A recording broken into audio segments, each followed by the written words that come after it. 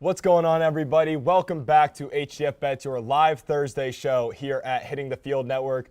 The semester is winding down, but we still have a ton of great sports betting content for you all for these last couple of weeks. We're going to kick it off with our game of the week, then go into the play-in games, see who we think will clinch those last spots to get into the playoffs, and then finish it off with the last surefire bet of the week for the season. Stay with us because it all starts now.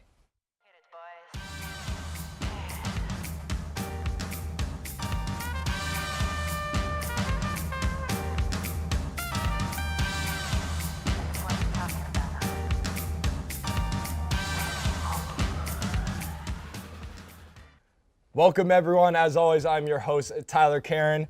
Joining me are my guys. We got Riley Shepard, we got Johan Blanco, and we have a special guest in the studio today. I want to introduce Gadiel Cartagena, who is second time here on HTF Bets. Right, Gadiel? I think it is my first time. I'm not 100% sure if I'm being Maybe it is honest. his first. But nonetheless, I'm super happy to be here sitting with the cool kids today. Sitting with, hey, you got that right, the cool kids of HTFN right here. We're going to kick it off, Gadiel, with your game of the week. We've been going through the play-in games. We're going to look ahead to the playoffs. We got the Timberwolves going to Memphis, take on the Grizzlies to kick off their series on Saturday at 3:30.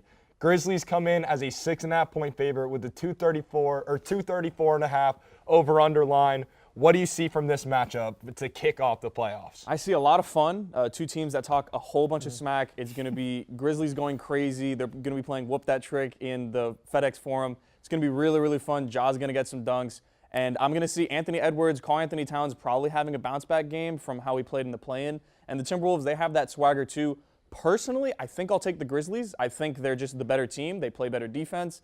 They're more well-rounded. I'll take the Grizzlies with the spread, but I think it's going to be a really fun game, one that the Grizzlies pull out near the end. Yeah, no, I agree. I think this is some of the best young talent in the NBA right now. I mean, you talked about Cat, we have Anthony Edwards, we have Ja, Triple J, Desmond Bane. This is a lot of young talent from both teams, and two teams that are probably going to be contending in the West for years to come.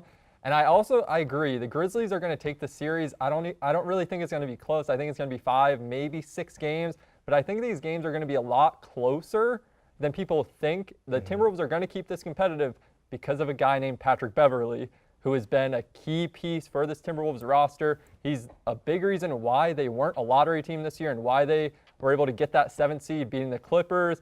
And you know he took that game personal.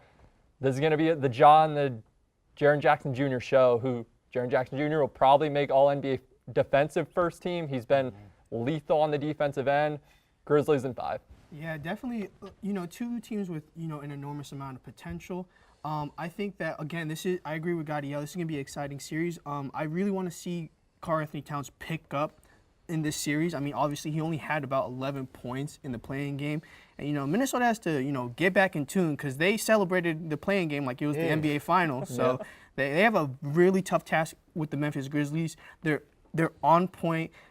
Perfect for going into the playoffs. Everybody's meshing well. I think they spread the ball very well and stuff like that. And again, Ja Morant, superstar already, future MVP. I'm excited for this series.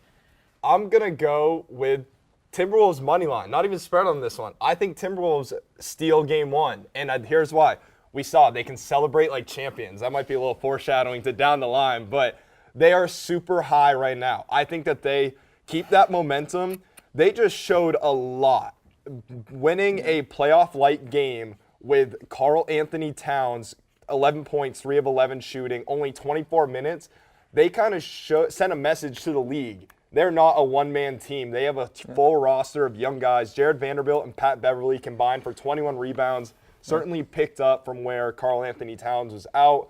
So I'm going with Minnesota on this one. Transitioning into our next game, we got the Denver Nuggets going against the Golden State Warriors, another first-round matchup. Game 1 tips off Saturday at 8:30. Warriors come in as a 6-point favorite with the over-under set at 223.5. Ryan, this is your game of the week. Who you got in this one? This is probably the most intriguing matchup. I don't even know if it's really going to be all that competitive. Either way, I don't really know which way I'm leaning yet. I need to really see game 1 because I don't know how healthy Steph is going to be, how effective he's going to be. Think about this. Steph Curry, Draymond, and Klay played 11 minutes combined this season. That's not even a full quarter.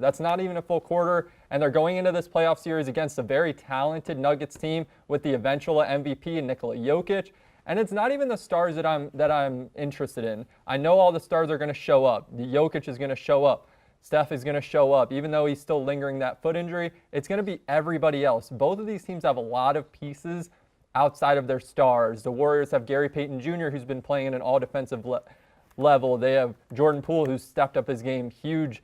And the Nuggets also have, they have Will Barton. They have a lot of other guys who are going to be involved. It's going to be the X factors that I'm interested in. I'm going to take the Warriors in 6, but I still need to see how game 1 turns out. Gadiel, do you think those 11 minutes that the Warriors' 3 stars, the three-headed monster that have played this season, do you think they're all on the court and they can cover that 6-point spread versus the Nuggets in game 1? I think they will. I don't think it will affect them that much. I think they're going to blow the doors off of the Nuggets. I don't think it's going to be close. Respect to Nikola Jokic having probably the best season in the entire league this year, but there's something different about playing in the Bay Area, playing at Chase Center. We haven't seen that playoff atmosphere since their dynasty, really, and they're finally back. They're getting their pieces healthy. I think they've had a down stretch, but they're really going to start turning it on now, and the only really worry is, can Jokic put up like 40, 10, and 10, which he's more than capable of doing. But I think Draymond's going to do a good job of making things tougher on him. They have a really athletic defense, some young role players, and I think Jordan Poole is another guy that's going to step up and put himself on the map in this series. I don't think this series is going to be all that close. I think there might be like 1 or 2 really good games, but I'm going Warriors in 5. Yeah, I'm gonna. That's my prediction as well. I think the Nuggets, just on paper, I think are just super underwhelming compared to the Warriors. Obviously, they have most likely the league MVP in Nikola Jokic, but then Monte Morris, Will Barton, Bones Highland. Bones Highland is an exciting one, but Monte Morris, Will Barton, the boring guys. Aaron Gordon, he's past any of the hype that he will ever have in his career. Old man Jeff Green is still getting quality minutes for Denver. Like, it's just a weird roster. I'm going with the talent in Golden State. I'm really curious, just one more thing about that matchup. Draymond is more than likely going to be matching up with Jokic, and in the past, he's done a pretty good job. He hasn't played any of the games they've played this season, so Kevon Looney has been guarding Jokic for most of the time, and Jokic has been balling out. But I think it's going to be completely different when Green matches up with him. I agree with that. All right, I'm going to go over to our next game of the week. We got Johan. Of course, we got to take the break from NBA to get to some fighting. We got Errol Spence Jr. versus Jordanis Ugas. Spence comes in as a minus 550 favorite with Ugas coming in at plus 335. Let's go, Johan. Let's tell him what's good with this fight. Well, listen, this Saturday, Showtime Boxing on pay-per-view, PBC, for 3 of the welterweight belts in the world, Errol Spence Jr. versus Jordanis Ugas. Listen, this is a very close matchup. Both of them are very technical fighters. They're very fundamentally sound, great counter punchers, all of that. But I think what gives Errol Spence Jr. the edge is that he has more power, one, which is a good thing against Jordanis Ugas. You want to put the pressure on him. But another thing that I think will make the biggest difference is that he has a higher ring IQ. Errol Spence Jr. is able to make mid-adjustments by himself in the ring, whereas Jordanis Ugas relies on his trainers in the corner round by round to make those adjustments. And I think that little edge will put him over the top. And I have a bold pick. I think Errol Spence Jr. will stop Jordanis Ugas in the 10th round. But Jordanis Ugas, he is a very solid guy. He's the guy who retired Manny Pacquiao. And that's something, fighters would love to do. But, Errol Spence Jr. is one of the best boxers in the world for a reason. He has the longest reach in the welterweight division. He can fight anywhere. He can fight off his back foot. He can fight coming forward. He can get into a slugfest. He can fight a calculated fight. There's no weak spot in Errol Spence's game. And you saw it against Danny Garcia, where he almost landed 200 punches. Through 700, he just constantly throws, and he has a big gas tank. So I'm very excited about this fight. I'm definitely paying the money to watch it. I don't even need to stream it. I'm going to pay the money. That's how excited I am for this fight. This is a fight that, fight fans have been waiting for about like half a year at this point. Yeah, and Errol Spence is the major favorite at minus 550, but that's because you said he's one of the best pound-for-pound boxers in the world. He just has an all-around game. His jab is great, his jab is great. It's going to be important for him to utilize that. Spence, you said he throws a lot of punches, threw over 700 The only way that Ugas has a chance is to get those body punches in, which is the best part of his game. I'm still going to take Spence, unanimous decision, but I think it's going to be a lot closer. Yeah, definitely. This is an interesting matchup. I think that, Ugas wants to test Spence backwards, but that's a dumb decision because Spence is a very good counterpuncher, and I think that Ugas is not he's not able to creatively come up with his offense like 24/7. So it'll be interesting to see how he reacts to Earl Spence's counterpunching because we've seen before against Sean Porter where whenever Ugas is not, has a block in his, offensive mind, he kind of tries to bait his fighters in. But Errol Spence is smart. Errol Spence is not going to get into a war if he doesn't want to. He controls the fight. So it'll be interesting to see how he adjusts to that. Yeah, I like Spence this one. I think he's just using this as a stepping stone to try to get to the welterweight championship down the line and to battle for that belt. So there's your fighting. We're going to go back to NBA now. Of course, my game of the week, I'm going with my C's. I'm going with Brooklyn Nets are coming to Boston, take on the Celtics. Game 1 is Sunday at 3:30. Celtics come in at a 4.5-point favor. The over-under is set at 224.5. Excuse me. I think the one thing that you need to take in this, I'm not going to say the Celtics. I'm not confident enough in the spread. The Celtics got the worst possible thing to happen with them in the play-in is to play the Nets. It would have been better for Cleveland to win than play the Cavs, and the Nets would have gone way up to Miami. But in their 4 matchups this year, the over has hit every single time. It's set at 224.5, which is kind of low because the Celtics have been one of the best defensive teams in the league down the late stretch of the season. However, I think that Kyrie Irving is the key here. I think Kyrie is he obviously has the bad blood in history of Boston. He's going to come into the Garden, and if Marcus Smart is on him, he is going to make a fool of Marcus Smart. I hate to say it, but I think Kyrie averages about 27 points and 6 assists. He's going to blow past that. He's going to have 30. I think he comes out, has a 30-point, 10-assist game.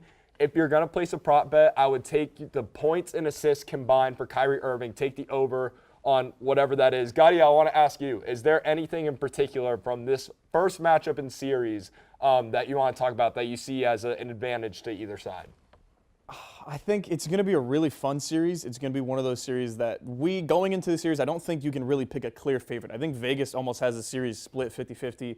No one's really sure who's going to win. I think the Celtics defensively match up really well with the Nets, but the Nets are the type of offense where it doesn't matter how you match up with them. They're just going to hit shots. And to your Kyrie Irving point, he's one player I'm super confident in. It doesn't matter who's guarding him, the DPOY, Marcus Smart, whoever you want to throw on him, it's going to be tough to stop Kyrie Irving. So I think it really depends on Seth Curry, because if he's able to be that third guy and average about 20 points a game, I'll probably take the Nets in this series. But as of right now, I think I might be rolling with Boston in 6. I think their defense is too good. Jaylen Brown and Jason Tatum can match some of the firepower that Brooklyn has. And listen, defense wins championships, and I think it's going to win this first-round series. My biggest concern with the Celtics defensively is who's going to – obviously, it's always scary when you say who's going to guard Kevin Durant, but – I mean, it's either going to be, if you want to put Jaylen Brown on Durant, who is probably outside of Smart and with the size is the better fit to guard Durant, you would have to put Al Horford on Seth Curry. So that's where it gets complicated for the Celtics. Yeah. I do think that we see a lot of different defenders on Kevin Durant. I think Al Horford will be the primary, but then they'll switch out and try different things because Kevin Durant is a bucket. He's going to get his 30. But that is all the time that we have for segment 1. Stick with us. We have a ton of more NBA action. We're going to break down the play-in games and who we think will get that last spot in the playoffs for each conference. Stay with us. We'll be right back. I'm going with Cowboys versus Giants. Why? Because I am a New York Giants fan, and I want my first pick of the week to be my team. I see an upset for the New York Giants this Sunday. Bet your entire savings, and I'm telling you right now, they're gonna win. I don't care what you say. It's gonna happen.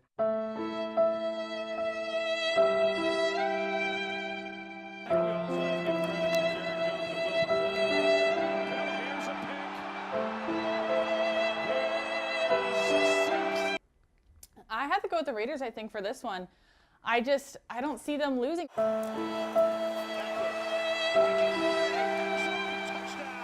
Welcome back. It is now time for our primetime picks of the week, the best segment. I'm currently doing awful, standing at 16-10, Oklahoma State and Texas. I'm going Texas 35-27.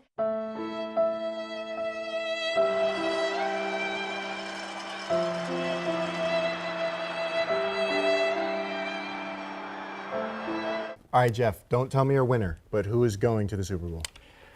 The New England Patriots Oh my God. and the Tampa Bay Buccaneers. God. The Oh NFL my is gonna God. the NFL is gonna make it happen.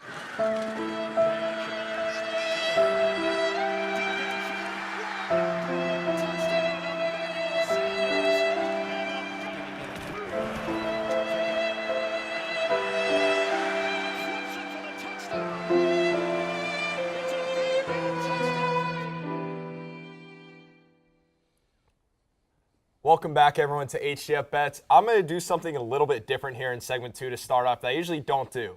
Now, this is not HTF main show, and I am not Alex Funderburk, but I have a rant that I have to say very quickly about Zion Williamson. Zion hasn't played a single game this season. We've seen how he's been battling with his foot injury and how he's put his weight on and off. Whatever, he's probably not in top playing shape. Last night in pregame, he was out there doing 360 windmills, shooting threes, dribbling around, like getting shots up, and then continues to not play in a game that is in a do-or-die situation. You are getting paid millions and millions of dollars to play the game that you love, and it's a do-or-die situation. Now, I don't know if with the team, if he was cleared to play. However, you probably don't go out and do 360 windmills. We know you're one of the freakiest athletes there is in the league, but 360 windmills and then telling me you can't play in an NBA game, I have a little bit of an issue with that. And, you know, the younger generation of athletes are watching. I just don't think that's okay, but I don't know if he's been cleared or not. So there's where that comes in. I just had to make a point of that. Although Zion didn't play, his team still did win in their play-in game. They defeated the Spurs 113-103. Other results from the play-in games the other night, the Nets beat the Cavs 115-108. They advanced on to get the 7th seed in the East. The Timberwolves beat the Clippers to get the 7th seed in the West, and the Hawks dismantled the Hornets. And that's where I want to start. I want to start with the play-in game in the East for the 8th seed. We have the Hawks going to Cleveland tomorrow at 7:30. The Hawks come in as the 3-point favorite on the road with the over-under set at 225.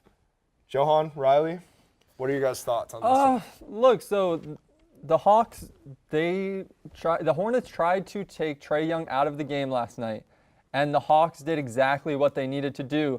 Trae Young distributed the basketball extremely well. He still finished with 24 points, and the Hawks weren't doing well when Trae Young didn't score over 25. I believe they were 8 and 16 when Trae Young didn't score over 25 points this season, dished out 9 assists. He got his guys involved, and that's why the Hawks were so good last season. Guys like Kevin Huerter, Danilo Gallinari, Clint Capella, who's one of the best rim runners in the NBA, they all played extremely well when Trae Young wasn't shooting the basketball well. If they're going to beat the Cavs tonight, they need to do the same thing. Clint Capella needs to step up, especially if Jared Allen does not play in this game. He's still questionable, and if he doesn't, Clint Capella can have another monster game. I don't think Evan Mobley is as good as a rim protector as people make him out to be. Not yet anyways. I still think he's going to be great. I'm going to take the Hawks in this one. Yeah, this one's kind of tough for me. I do think Trae Young is the best player in this game, and I think that, you know, if he's able to control the game, the Hawks win easily. But I think that the Cavs are stronger in terms of depth, but also I think that the Cavs might play a zone defense to kind of not prevent only Trae Young to score, but also facilitate the ball, because most of the points that the Hawks score is from Trae Young. Whenever Trae Young has the ball, Trae Young is the playmaker, so he's always able to, you know, get them in good positions. I think the Cavs might be able to neutralize that. And watch out for playoff Rondo, man. I think that Rajon Rondo off the bench might help them a lot in this game. And, you know, one person I want to see step up is Isaac Okoro, because he had 0 points in 13 minutes. I mean, yes, he's a primarily defensive player, but having 0 points in this game in the playoffs is not a good thing. So if he's able to, you know, pick it up, I think, you know, the Cavs are going to win it and clinch that 8th seed. Gadiel, I want to ask you, these are two teams that in the last couple of years don't have much playoff experience. They're both very young teams. Like Johan said, with Rondo being on the Cavs, is that leadership in the locker room and that playoff experience that he has enough to push the Cavs back the Hawks, cover in this game and in the series? I think Rondo's leadership will help. You also have the Hawks. They did make that deep playoff run last year, but a lot of people thought it was fluky. I think the biggest impact here and the biggest factor is home court advantage. I think being at home for Cleveland, they haven't sniffed the playoffs in a really long time. That crowd is going to be electric. These teams are built very similarly where they rely on that superstar guard to kind of do everything for them. The Cavs role players play a little bit better defense. The Hawks role players play a little bit better offense. I think Jared Allen being healthy would be huge for the Cavs, but I'm going to roll with the Cavs. I think Darius Garland gets it done. I think it's going to be a really, really fun game, and ultimately you're going to see some big shots made at the end. I'm going to go, I think the bet for this game 1 is going to be the over. It's set at 225. The Hawks just put up 130 points versus the Hornets. This is the lowest over-under line in their last 10 games. All of them will have been higher than 225, and they've covered on 6 of their last 10 of those lines, but they were significantly higher. And they're 3-1 on the overs versus the Cavs this season, therefore, in their 4 meetings. So I'm going to go with the over in this game 1. Moving on to our next 8-seed play-in game out in the West. We have the Pelicans versus the Clippers tomorrow night at 10 o'clock. The Clippers come in as a 4-point favorite with the over-under set at a really low 216. Gadiel, what do you have in this matchup? Give me the Pelicans. I want the Pelicans. Takes me CJ out there for a McCollum, second. big shot guy. Brandon Ingram, big shot guy. Jonas Valanciunas, a clear mismatch with Zubac. Give me the Pelicans. Yeah, no, I completely agree. CJ and Brandon Ingram combined for 55 the other night. Herb Jones has been stepping up. You touched on Valanciunas. He's been huge. But Herb Jones' defense has been really underrated. Even though Paul George is going to be the best player on the floor, they needed him to have 35 to win the other night. I'm taking the Pelicans. I'm also going with the Pelicans to cover the spread in this one. I was kind of surprised they didn't come out as the favorite. I think that's where LA being at home will give them the advantage, but I still am going with the Pelicans on this one. It's kind of ironic. They're going from one of the really young teams in the league and the San Antonio Spurs, who they just defeated the other night, to an older and experienced team with the Clippers. But yeah, CJ McCollum has been a great addition for New Orleans. Doesn't matter if Zion is playing. He's been playing very well. He's taken on that number 1 option role. And also, he's been able to get those role players involved in the offense. Defensively, they're clicking pretty well. Brandon Ingram has been coming back from his injury and playing well. He had 27 points the other night. And Jonas Valanciunas, slick back McGee over there with the hair. I didn't notice he was slicking that hard until the other night. But he's played great. I think Paul George is going to be playoff Paul George even before he makes it to the playoffs. I'm going with the Pelicans on this one.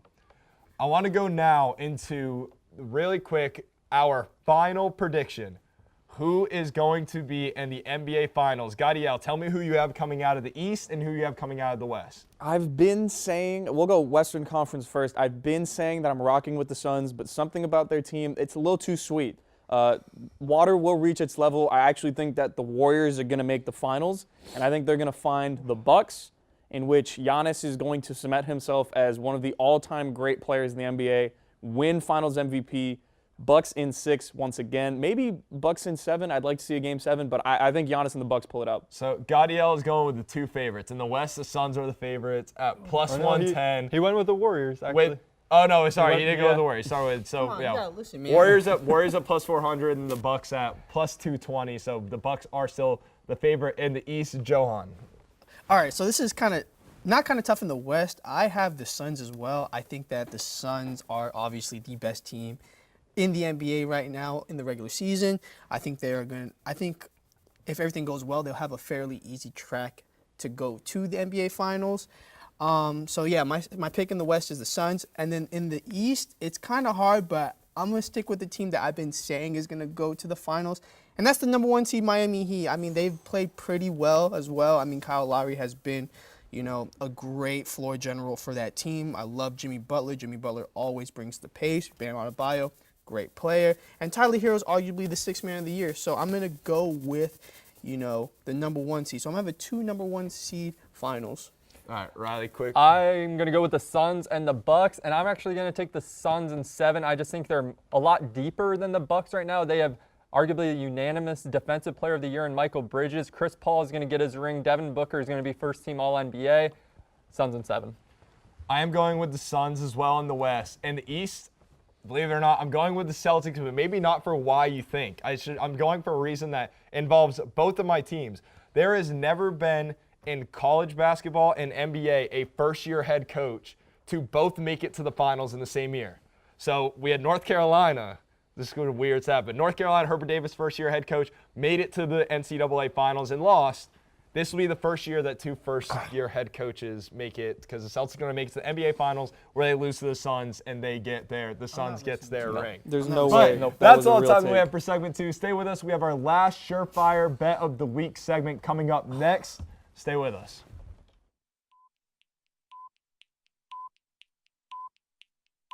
I'm in charge of the meeting this week. So you know what we're going to talk about? Basketball. The second thing we're going to talk about this week is basketball. Okay? And the third and last thing we're going to talk about is basketball. Yeah. It's ridiculous.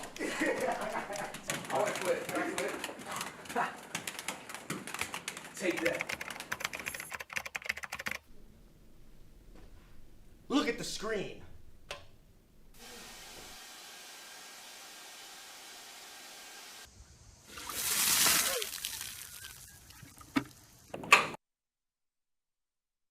What are we talking about this week? Basketball.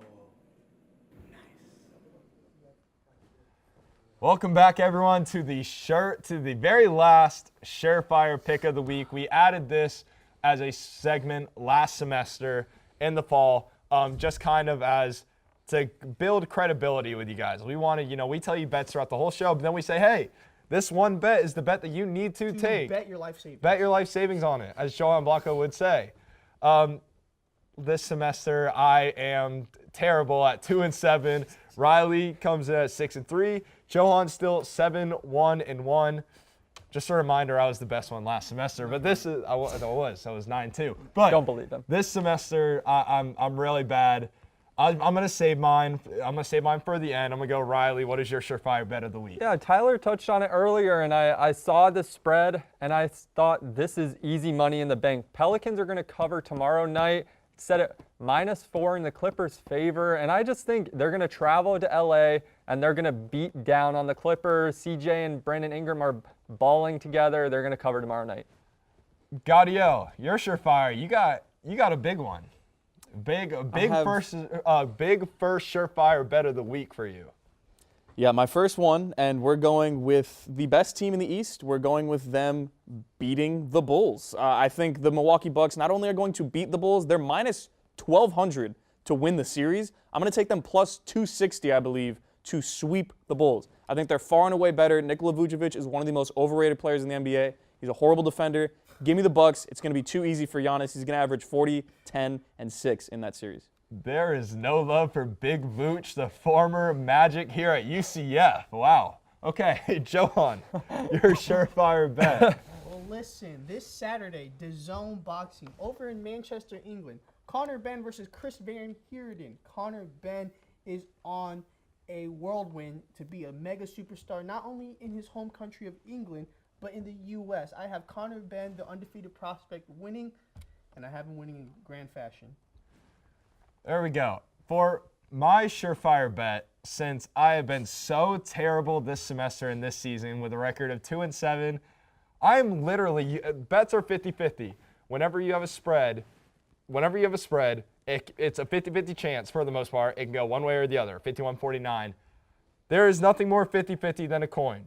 So I'm going to do it for my last surefire bet, when this is my last cry for help on the season to save my record in any sort of way. I'm going with the Jazz in the Mavs game. The Jazz come in as a 4.5-point favorite. If the coin lands on heads, I am taking the Jazz -4.5. Tails, I am taking the Mavs +4.5. We're going to check this coin, make sure he's...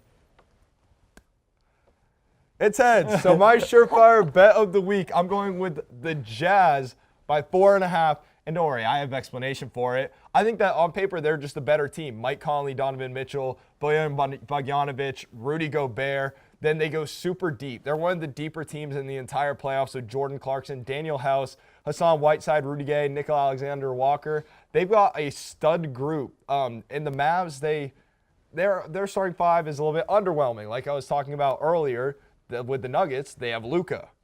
And then it's Reggie Bullock, Dorian Finney-Smith, Dwight Powell. I think that the Jazz are just going to be too much. Thank you, Johan. I think the Jazz are going to be too much. So that's my surefire bet, and those are our last ever surefire bets of the week. Thank you all for joining us on this episode. We will be back next week for the final HTF bets of the semester. It'll be the last time that you will see myself and Johan in these HTF bets host seats. Riley still got a year, so you'll still see him for a while. But tune in next week, 12 o'clock, for the live Thursday show at Hitting the Field Network, HTF Bets, one last time. We'll see you next week.